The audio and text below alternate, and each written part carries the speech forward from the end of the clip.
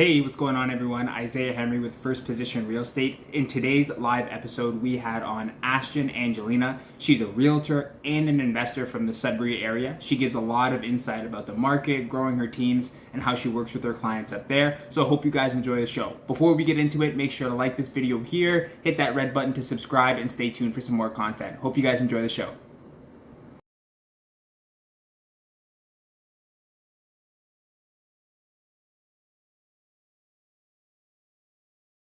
Going on, Ashton? Hey, how's it going? Going well. It's going well. How are you doing today? Good, good. Pretty busy day, but yeah, I was excited to join this. So, Excellent, excellent. Hey, well, for those of you, or for those who don't know you, why don't you give everyone like a 30-second overview, who you are, what you're doing in real estate these days? okay, so I'm Ashton. I'm a realtor and investor here in Sudbury, Ontario. So I've been investing for almost 3 years now. I have a couple two-unit properties that I renovated and did all of that stuff myself. And then now I kind of jumped more into the realtor side of things. So that's kind of what I've been working on. Um, yeah, so that's kind of a little bit about Awesome. me and what I do here in Sudbury. So I work primarily with investors.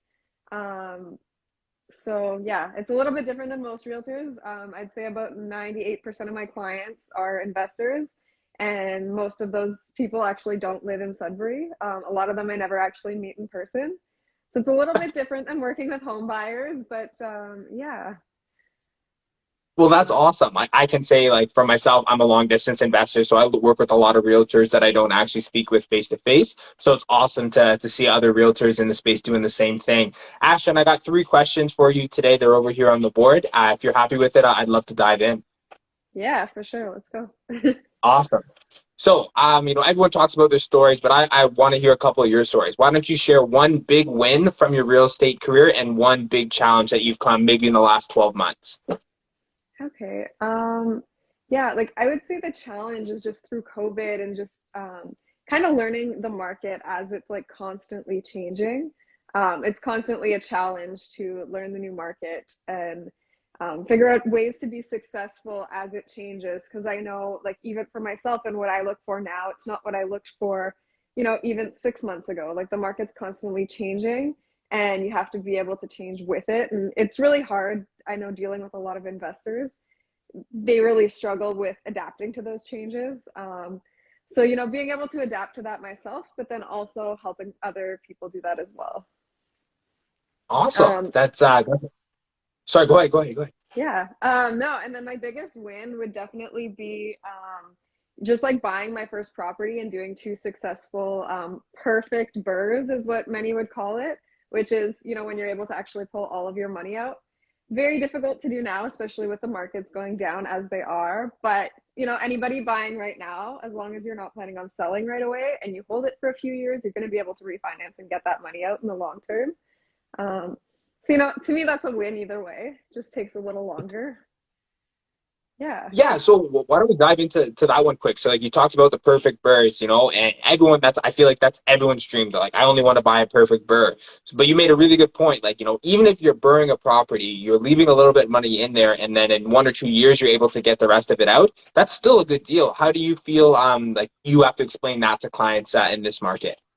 Yeah, for sure. Because everybody wants to scale very, very quickly. Everybody wants that quick and short term, which right now is not the most realistic thing.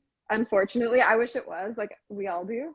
Um, but that's where, like, I work with clients a lot where I have to really adjust those expectations and explain to them that, like, you're going to have to wait a little bit longer right now. You might not be able to get all of your money back out. I have found that right now we're kind of at a turning point, but I do still have investors who are able to refinance at a really good number.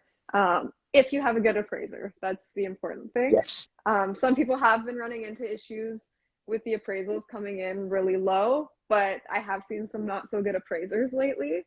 And I have had a client who I suggested get another appraisal because, like, I wasn't even happy with the number and I couldn't justify how low it was, even in the current market. So 100%. Well, it's awesome that they have a realtor like you who like understands the game and knows, because I've had some appraisals back and I look at it and I'm like, absolutely not, brother, go try again. So it's awesome Yeah. that as a realtor, you can help your clients and be like, I don't think this is a fair appraisal. Maybe it's in our best interest to go back. So that's an awesome benefit that you're having for your clients. Yeah. Thank you. That's good. Our second question here is Sudbury's a hot market. You know, I've done some wholesaling and some deals up in Sudbury this year and last year, so I know that market is spicy. What can you give us a couple reasons of why it's becoming so hot? Like, did someone just walk into Sudbury and say, "Hey, houses, everyone go up like $200,000-300,000," or what led to that kind of uptick in prices and fire on the market? So there's definitely a few things that played a factor. Just like with any other city over the last couple of years, like the interest rates going lower, obviously like affected everything, and that's a huge reason why things went so crazy. But in Sudbury, it's largely the supply and demand. Because our house prices are so much cheaper, we have a lot of people from, the GTA and surrounding areas where houses are a little bit more expensive. They're coming down here and they're like, whoa, like I can get so much more for so much less. So a lot of people are migrating this way because the house prices are cheaper. And with everybody working remotely, it really increases the demand. And because there's not a lot of supply on the market, then, it increases the prices ultimately because somebody somewhere is going to pay that price. 100%. Yeah, like it Yeah. goes for like it's just basic economics at the end of the day. Like, there's only five houses available, but 10 people want them. That means the price of those five houses are going to go up exponentially. Now, do you Yeah. see anything like Sudbury specific that is pushing it? Is there any like market development, economic development that's happening in Sudbury other than the just lack of supply there? I think Sudbury, like, because we're a mining community, I think that definitely plays a huge role in it. I know recently, like I think the beginning of this year, there were some contracts signed with our local mine and Elon Musk and like Tesla, because we mine nickel here and they use nickel for electric cars. So Yeah. that's obviously huge. It just goes to show that Sudbury does still have a lot of industry left, when you have a big name like that who's signing contracts here. Um, and we also have like colleges, universities, stuff like that. So that's another reason why people come down. And I know some investors really love student rentals. And I mean, families sometimes will move here as well for college, and a lot end up staying and buying houses. And yeah.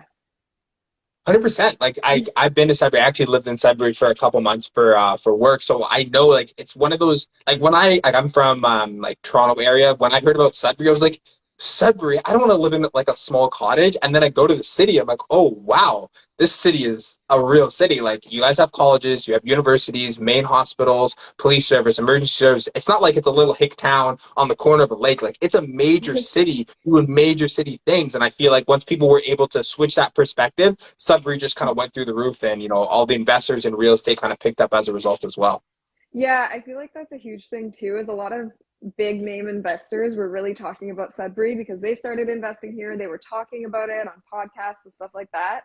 So I feel like having bigger name investors was really driving people to come to Sudbury. And I mean, it's the same with Timmins as well.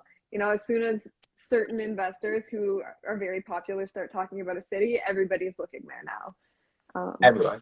Yeah. It's crazy. Like I literally feel it's so funny. Like if you like obviously we're in the same space and like we follow the different investors. You watch like how they're talking.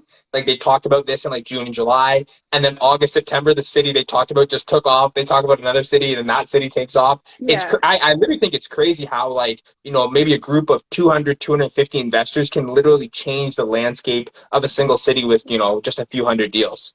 Yeah. No, it's so true. And I mean, it would go the same way if we did have like investors who started saying like a certain city is no longer good to invest in, because then word gets around and now the demand's down, but that's when you find deals, right?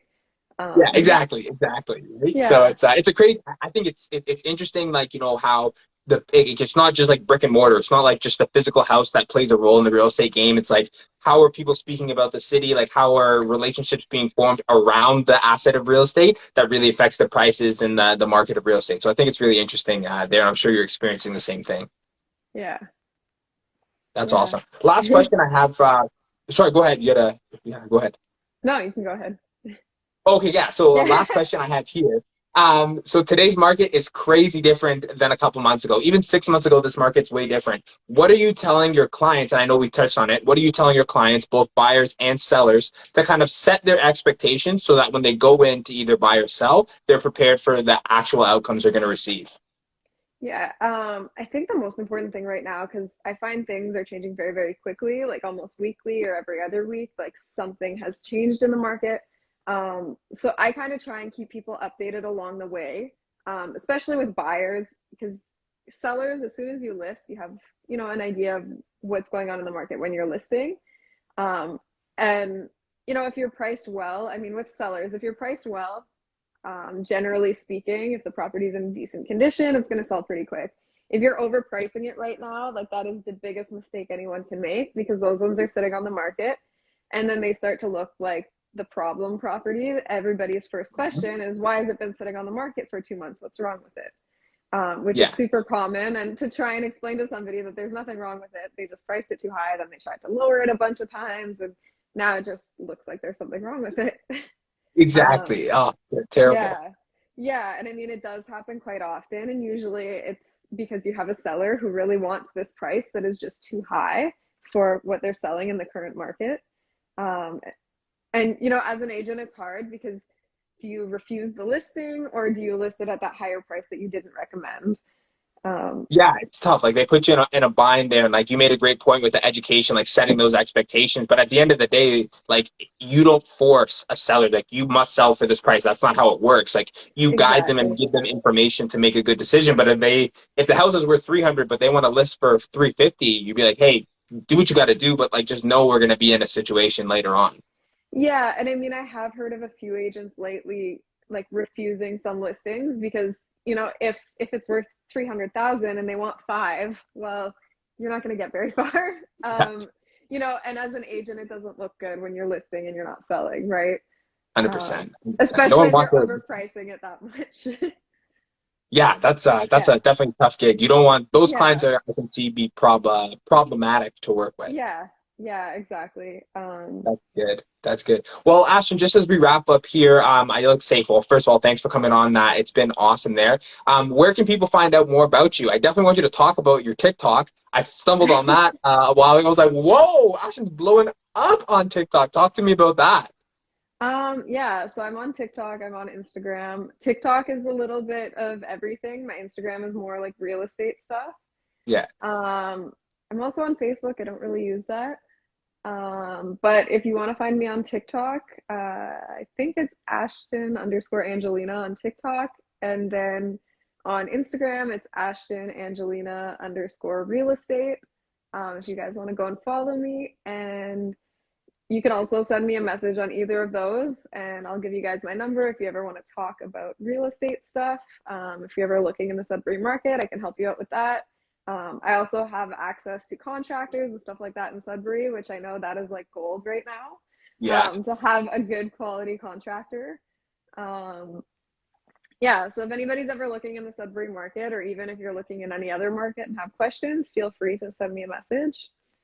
Well, that's awesome. Well, Ashton, Yeah. thank you so much. I'll make sure I put all your info in the show notes so people can go give a follow. I know myself, there's a ton of investors looking to do some deals in Sudbury. So make sure your inbox is nice and ready because I'm sure you're going to get a little bit of a flurry of messages.